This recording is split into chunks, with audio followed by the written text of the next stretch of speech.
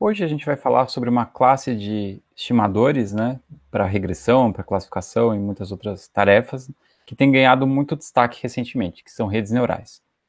Redes neurais, na verdade, é um assunto bem antigo, né, as primeiras redes foram propostas provavelmente na década de 50, mas esse é um assunto que vai e volta muitas vezes, né, às vezes tem um método, ele começa, outros métodos começam a ganhar de redes neurais, ele perde o destaque, depois se faz melhorias em redes neurais, elas voltam, né? E assim vai, né? E nessa última onda que voltou com tudo, redes neurais voltaram com tudo, né? O termo redes neurais está sendo substituído por deep learning, né? Redes neurais ganham uma certa conotação negativa, então aos poucos as pessoas começaram a usar deep learning e aí realmente ganhou muito destaque porque tiveram melhorias muito interessantes nos últimos anos. Então a gente vai estudar o básico de redes neurais e vou falar por cima de algumas melhorias que resultaram em deep learning.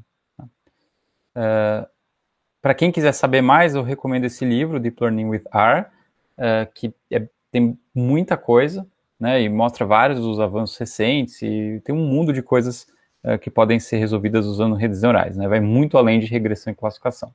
Aqui a gente vai ver só regressão na aula de hoje, em algumas aulas futuras a gente vai ver alguns outros usos. Então, só para ilustrar o que eu estou falando, eu peguei aqui o número de buscas no Google por Neural Networks, né, e por Deep Learning, lembrando que Neural Networks também pode querer dizer redes neurais no sentido do cérebro da pessoa, né? Então, as buscas em azuis são infladas, né, por esse termo também, e Deep Learning, que é o termo que está suplantando ele. Né? Então, redes neurais a gente viu que, dá para ver aqui claramente que começou a cair, né, depois de 2004, e a gente não sabe o que aconteceu antes, porque antes não tinha o Google Trends, né? E, não tinha, e aí, Deep Learning começou a aparecer em 2014, 2015, e agora realmente muita gente procura por Deep Learning no Google. Né? Então isso mostra um pouco a figura do que está acontecendo com redes neurais. E mesmo redes neurais voltou a subir um pouco. Né? Então, na época que eu fiz doutorado, 2010 até 2014, não se falava de redes neurais, não se ensinava mais redes neurais, se falava, isso é coisa do passado. Né? E depois que eu acabei o doutorado, a coisa toda voltou por conta dessas melhorias. Bom, então, vamos ver aqui o que é uma rede neural. Então, a rede neural, assim como uma regressão linear especifica uma forma para a função de regressão, né, uma rede neural também especifica uma forma para essa função que você está querendo estimar. Tá? E essa forma é bem mais complexa do que uma regressão linear. Né? A gente vai ver que, na verdade, é uma família de funções, a gente tem uma flexibilidade muito grande de escolher o quão complexa ela vai ser. Ela pode ir desde uma regressão tão simples quanto uma linear inclusive, quanto uma função extremamente complicada. Né? E a maneira como essa função é construída, ela é interessante porque ela permite que uma representação gráfica dessa função seja feita. Né? Então, quando você ouvir falar de redes neurais, em geral você vê uma figura como essa, e essa figura está definindo quem é a função que você está usando. Né? Então, uma vez que a gente entender o que essa figura está dizendo, a gente, a partir dela, vai conseguir entender qual é a função que a gente está usando para aproximar a função de regressão. Tá? Então, isso daqui, essa figura, ela está induzindo uma forma paramétrica para a função de regressão. Né? E a rede neural associada a essa figura, a gente chama de uma arquitetura, né? Está basicamente produzindo uma forma paramétrica para a função de regressão. Né? E é claro, a gente vai ter uma flexibilidade grande de escolher essa estrutura. Né? A gente vai poder colocar mais bolinhas no meio, mais camadas de bolinhas no meio. Tem vários graus de liberdade aí que a gente pode mexer. Né? E isso vai mudar a forma paramétrica que a gente está usando para aproximar a função de regressão. Né? E essa forma, essa classe é tão complexa que ela consegue aproximar bem uma quantidade muito grande de funções. E é por isso que a gente considera a rede neural como sendo um método não paramétrico. Tá? Então tá. A gente vai então entender agora o que essa figura quer dizer. A gente vai começar, na verdade, com uma versão um pouquinho mais simples, mas o importante, por enquanto, é só entender o que são os pontos verdes e a saída aqui dessa rede. Né? Os verdes, que é chamada camada de entrada, eles representam cada bolinha, né, é chamada de um neurônio, e cada neurônio representa uma covariável diferente. Né? um dos atributos do meu banco de dados. Então, eu tenho x1, x2, x3. Então, se eu tivesse D atributos, né, eu teria D bolinhas aqui. Né? Aqui, de novo, eu estou assumindo que o x1 é 1, né, só constante para não ter que colocar um intercepto a mais. Mas essa é a ideia do que são os pontos verdes. Né? E aí a gente vai propagar essa informação, aqui no meio a gente já vai entender o que ele quer dizer, mas basicamente essas flechinhas e bolinhas são como você vai compor as diferentes entradas para chegar na estimativa da função de regressão. E o ponto vermelho aqui, o último neurônio, é chamado de camada de saída, e nesse caso tudo que está saindo é uma função de x. Né? Esse x aqui em negrito é o x1, x2, x3 que estava na entrada. Então, para cada x1, x2, x3 vai sair um número diferente, e isso daqui é que sai da camada de saída. Né? Então essa é uma rede neural simples, que só tem um elemento na camada de saída, poderia ter vários, mas aqui a gente está pensando só em regressão, que é uma bolinha só aqui na saída. Tá? Então vamos começar com uma rede neural mais simples ainda, que não tem essa camada intermediária aqui, que é chamada de uma camada oculta. Ela tem só essa entrada e a saída. Então, tem essas bolinhas da entrada e tem essa bolinha aqui da saída. Tá? Vamos entender o que querem dizer essas flechas. Né? Então, só para relembrar, então aqui eu vou colocar x1, x2 até xd, né? Nesse caso são 6. Então são as 6 covariáveis, as d covariáveis, 6 covariáveis nesse caso que eu tenho. E em cada flechinha que tem, eu vou colocar um beta associado. Né? O beta é um parâmetro. E eu já vou explicar qual que é o papel dele aqui. Então são beta 1, beta 2 até beta d. Né? Quando a gente tem um neurônio aqui nesse ponto, que chegam flechinhas nele, o que essas flechinhas estão representando, basicamente chegando nesse neurônio, é que você deve fazer a seguinte operação. Você vai basicamente pegar cada parâmetro associado a cada flechinha, certo? E multiplicar pela entrada do neurônio anterior, pelo valor que tinha no neurônio anterior. Né? Então, beta 1 vezes x1. E aí você vai somar isso com o próximo, beta 2 vezes x2. Até beta d vezes xd. Né? Então, o que a informação que está chegando nesse neurônio é dada, por definição, pela soma de cada peso, ou cada parâmetro, vezes a saída do neurônio anterior. Tá? Então, sempre que a gente está vendo um neurônio assim com flechas de entrada, a gente está imaginando que a informação que está chegando aqui é dada por isso. Tá? E dentro desse neurônio, para definir a informação que vai sair dele, a gente vai também aplicar uma função em cima disso. Tá? Essa é uma função que é pré-definida anteriormente. Tá? Vamos imaginar o caso mais simples em que a função eu escolhi a identidade. Tá? Então, aqui eu escolhi essa, mas eu poderia escolher outras funções. Tá? Essa função daqui é chamada de função de ativação.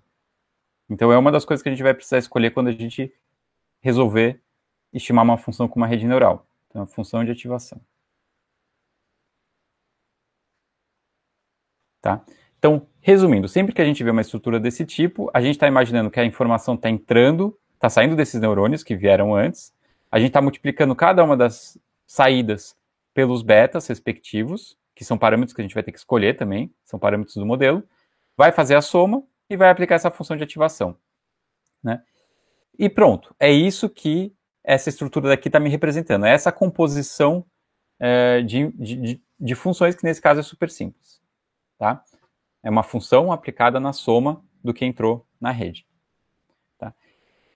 Então, se eu pegar uma rede neural que tem só essa estrutura, não tem nada mais complexo aqui no meio, o que ela está fazendo basicamente é modelar a função de regressão, que vai ser a saída da rede, como sendo uma função aplicada nessa soma, em que essa função é escolhida de antemão.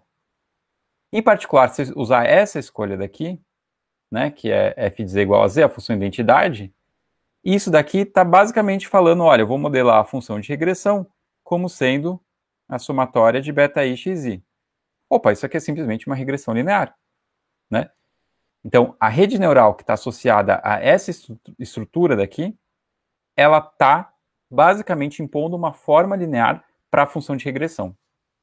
Né? Então, a gente vai ver já como a gente estima os betas, Mas uma vez que a gente tem um critério para estimar os betas, a cara da função de regressão estimada vai ser a cara de uma regressão linear, né? Não necessariamente o critério para escolher os betas vai me levar ao método de mínimos quadrados. Pode ser que os betas chapéus sejam diferentes do que os betas chapéus que eu obtive com mínimos quadrados. Mas ainda assim, a cara da função de regressão vai ser linear, tá? Então, um caso particular de uma rede neural, que é esse daqui, é uma regressão linear, né? Ou seja, a gente está... A família que essa estrutura induz é a família das regressões lineares, tá? Então, até aí tudo bem, né? A gente já sabe como compor essas funções. Mas o que tem, então, de redes neurais que faz você ter uma grande vantagem em relação à regressão linear? Então, tem várias coisas, né? Mas uma delas é a seguinte: a gente pode tornar a estrutura mais complexa. Então, ao invés de ir direto da entrada, né, as covariáveis originais, para a saída, né, a gente pode aqui ter neurônios intermediários. E o que é feito nesses neurônios intermediários? Então, vamos ver. Então, de novo, aqui vamos imaginar x1 até xd, né? Então, as minhas d covariáveis, sempre aqui a entrada, né, são as covariáveis. E agora eu vou ter os betas. Agora, a notação começa a ficar mais complicada, porque eu tenho muitos betas. Eu tenho os betas aqui que ligam os neurônios da primeira camada aos neurônios da segunda, e os neurônios que ligam e os betas que ligam os neurônios da segunda camada até a da terceira. Na verdade, eu vou chamar de camada 0, camada 1 e camada 2, tá? Então, eu vou ter que usar uma notação que é bem mais complicada, que é a seguinte, mais pesada, né? Eu vou usar beta, mas para dizer qual beta que esse daqui é, aqui beta ele se refere, a primeira coisa que eu vou falar é, olha, esse é um beta da camada 0, tá? Porque aqui eu vou ter os betas da camada 1.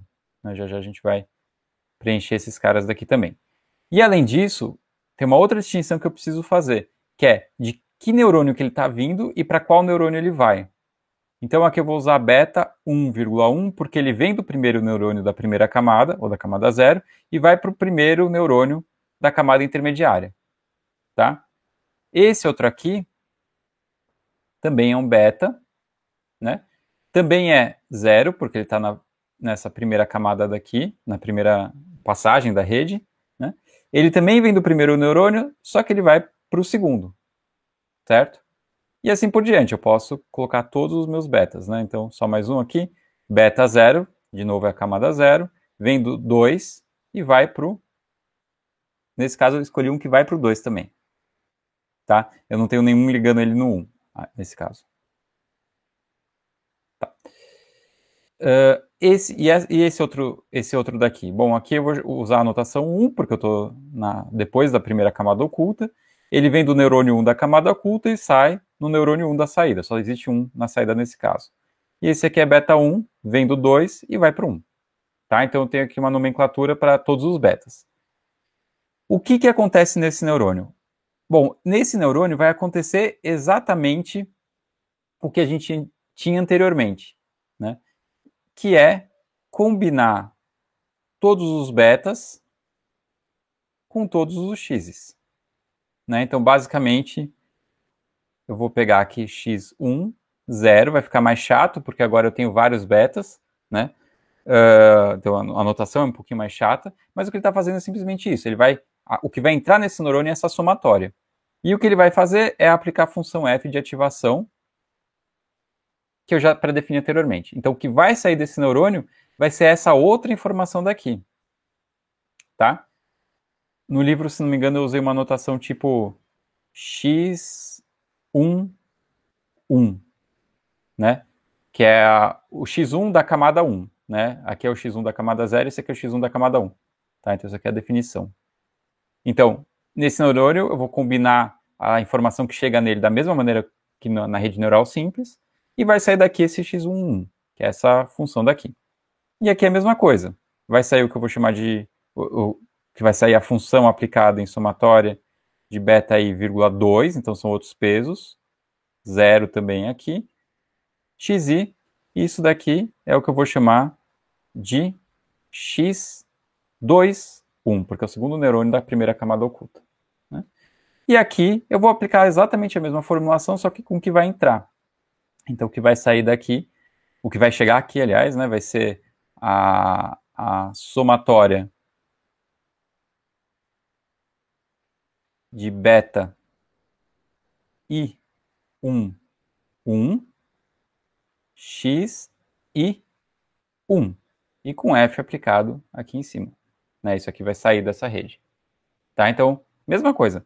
Eu encaro esses valores daqui como sendo as covariáveis. Né? Mas são covariáveis que, na verdade, são função das covariáveis que eu já obtive. Né? Então, você pode encarar, nesse caso, como sendo uma espécie de redução de dimensão que você fez com relação às covariáveis que você tinha anteriormente. Né? E aí você vai fazer mais uma composição usando a mesma estrutura que a gente viu anteriormente. Tá? Então, essa rede neural daqui, ela está parametrizando a função de regressão de uma maneira muito mais complexa que a anterior. Porque agora a gente tem uma composição, né, de funções que são funções lineares. Desculpa, que são funções não lineares. Porque o f, em geral, é uma função não linear. Então, a gente tem uma composição de uma composição, a gente tem uma estrutura recursiva aqui. Tá?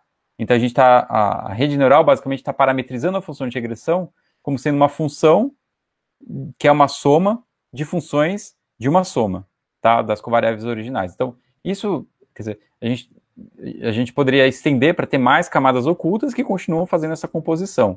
Né? Poderia ter mais neurônios dentro de cada camada e por aí vai. Né? Então, a gente poderia brincar com um monte de coisa. Poderia ter funções diferentes de ativação em cada uma das camadas. Né? Então, tem uma flexibilidade muito grande aí. Né? Mas o importante, então, para entender é que a rede neural, como ela é representada, ela é uma maneira gráfica de ver uma função que seria muito difícil de entender quando a gente olha a fórmula dela, né? Então, eu não coloquei aqui, no livro tem a fórmula de uma maneira geral, né? Uma operação matricial, uma composição de operações matriciais, vale a pena dar uma olhada para entender melhor o que isso está fazendo, né? Mas, basicamente, quando a gente fala, tá, ajustei uma rede neural, o que eu estou falando nesse contexto de regressão é eu ajustei uma função que tem essa cara daqui. Ajustar significa estimar os betas. Né, que agora é o desafio, que é, uma vez que eu tenho a cara da classe de funções que eu quero estimar, como é que eu estimo os betas? Tá? Então tem aqui a representação de um neurônio com mais cuidado, o que acontece dentro dele, que é pegar os betas, fazer a somatória e aplicar a função f para obter a saída. Né? Então, dentro de cada neurônio, isso aí que vai acontecendo. Tá? Então, tá bom. Então, resumindo, quando eu especifico uma arquitetura, ou seja, quando eu defino quantas camadas eu vou usar intermediárias, quantos neurônios eu vou ter, quais são os Fs que eu escolhi, etc., eu falo que eu defini a arquitetura. Né? Definir a arquitetura, basicamente, é definir a classe de funções que vai aproximar a função de regressão. Né? Vai ser a classe de funções lineares ou vai ser essa outra classe daqui? Né? Qual é a classe que eu vou usar? Aí a pergunta vem, como é que eu escolho agora os betas? Né? Bom, tentando fazer o análogo que a gente faz a regressão linear, eu poderia definir uma função objetivo e tentar minimizar ela, né?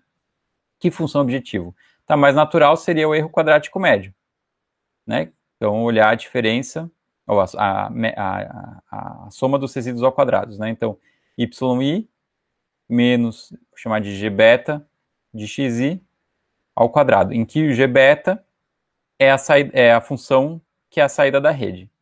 Tá? Esse beta são todos os parâmetros da rede, né? Que dá um número muito grande, já dá para ver aqui, se eu tenho camadas ocultas e tenho uma rede que conecta todo mundo com todo mundo, o beta é gigantesco.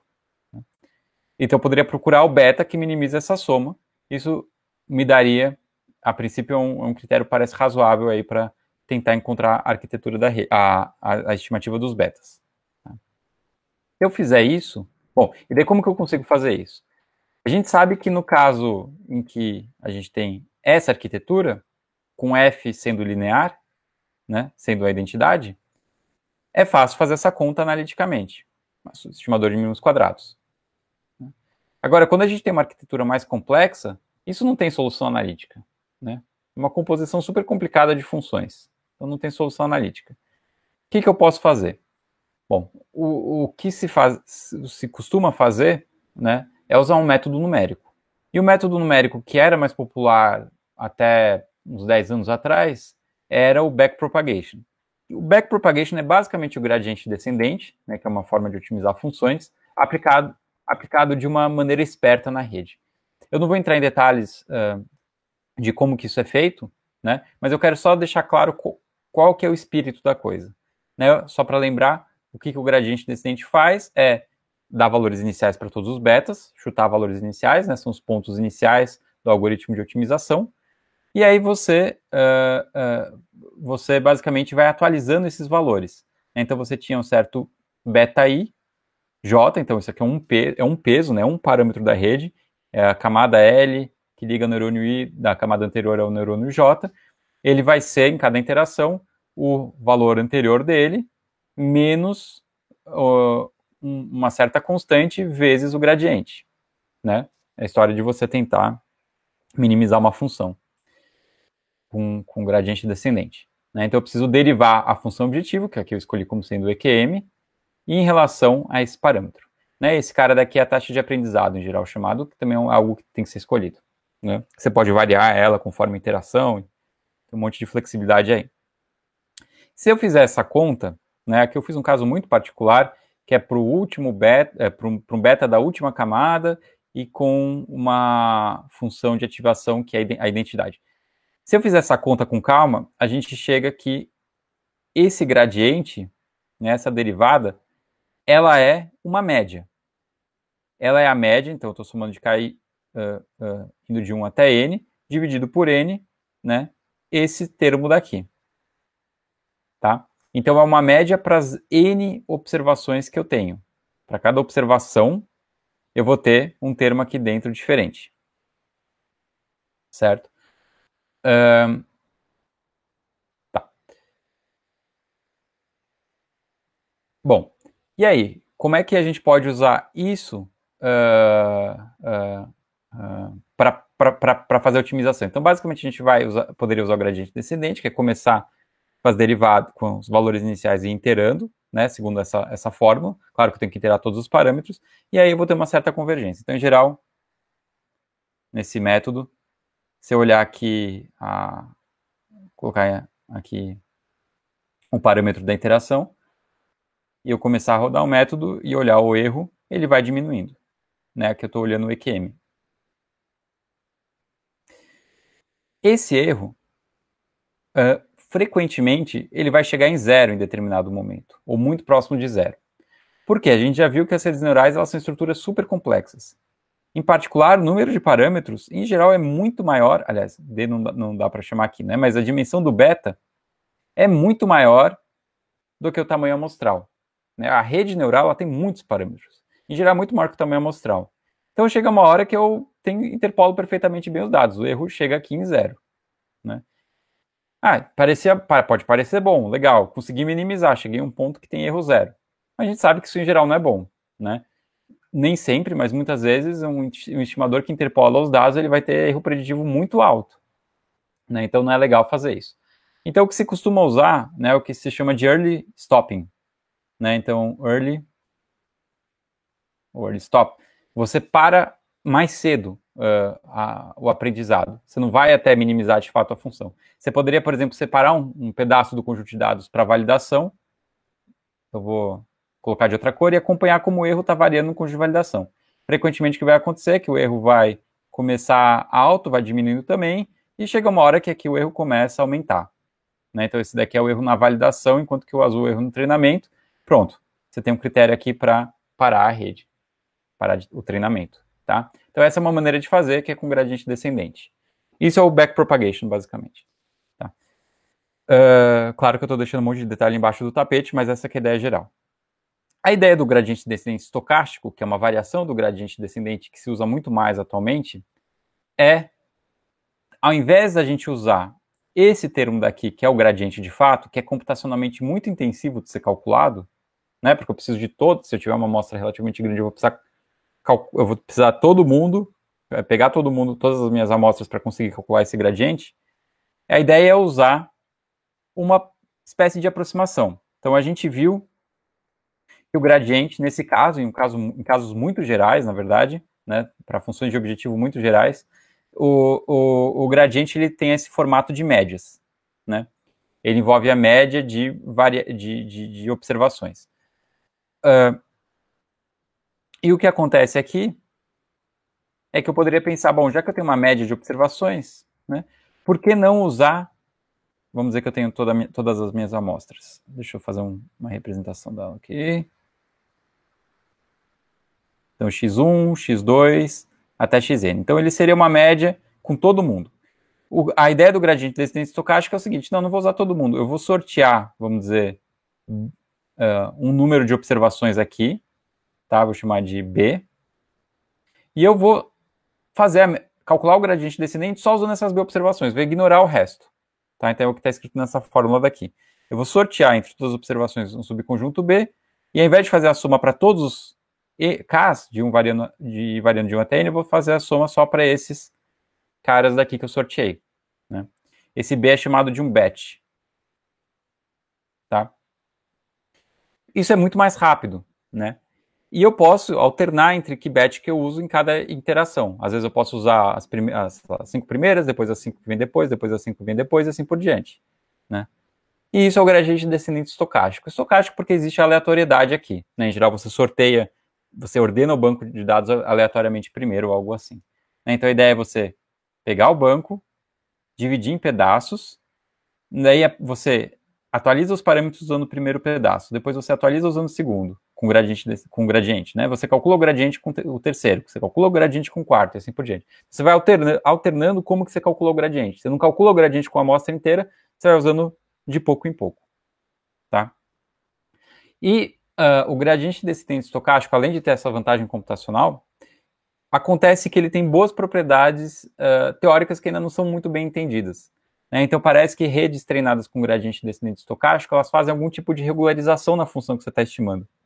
Então, quando você treina com gradiente descendente estocástico, o problema de overfitting que acontece com gradiente descendente normal, ele é muito menor, tá? Em alguns casos muito particulares, tem alguns resultados analíticos que mostram isso. Então, o gradiente descendente estocástico realmente melhora o desempenho do poder, em termos de poder preditivo da função estimada, tá? Então, só um pouquinho de nomenclatura, né? Porque a gente vai ver no R como é que faz daqui a pouco.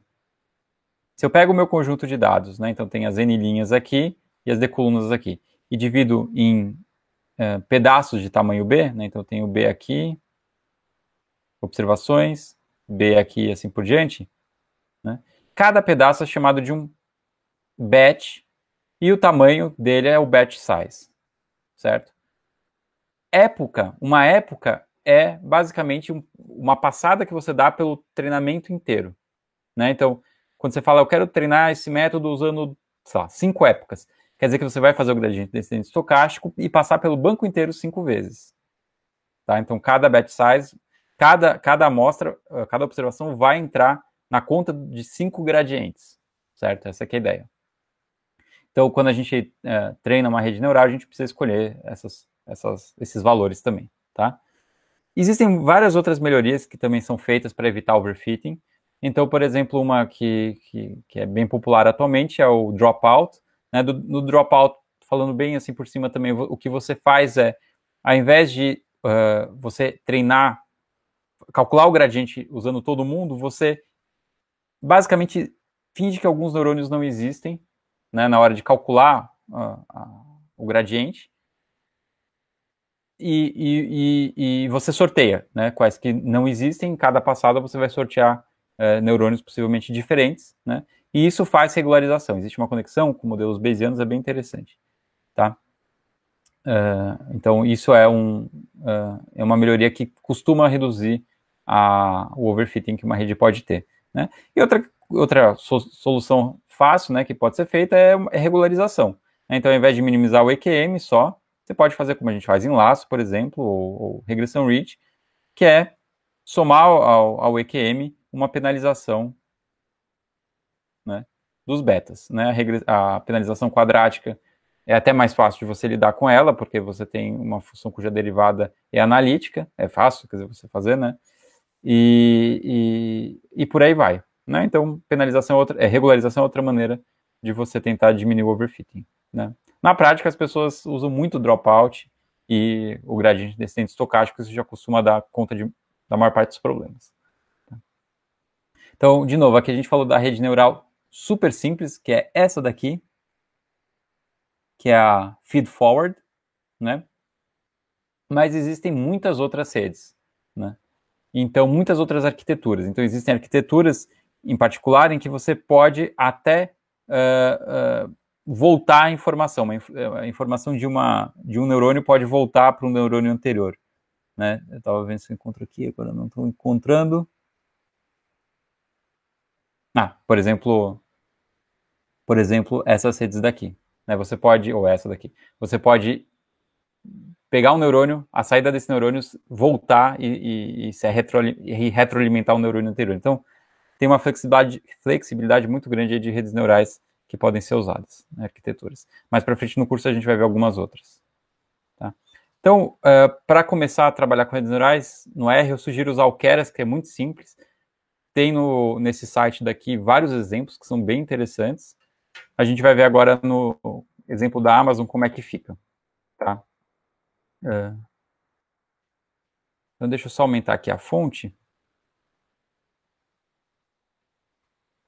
Pronto. Bom, então a gente já tinha feito o ajuste de um monte de estimadores, né, de média de predição, agora a gente vai fazer com o Keras, uma rede neural. Tá aqui a rede que a gente vai usar. Então, a gente vai usar uma rede neural sequencial, que é essa que a gente viu até agora. Né? Eu vou usar então, a gente declara, né, a rede neural aqui camada a camada. Então, a primeira camada que a gente vai declarar é densa. Densa basicamente quer dizer que a gente está conectando todo mundo da entrada, né, que está entrando nessa camada, com todo mundo que vai entrar para a próxima. Tá? Então, ela vai ter 30 neurônios, então são 30 bolinhas da saída dessa camada, e a entrada tem justamente o número de variáveis desse meu banco de dados, tá? Que é esse daqui.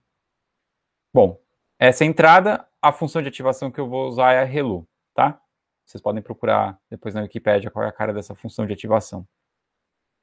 Saindo dessa rede, eu vou usar dropout. Dropout é aquela técnica de regularização, né? Ele vai eliminar 20% dos neurônios cada vez que ele fizer o gradiente descendente estocástico.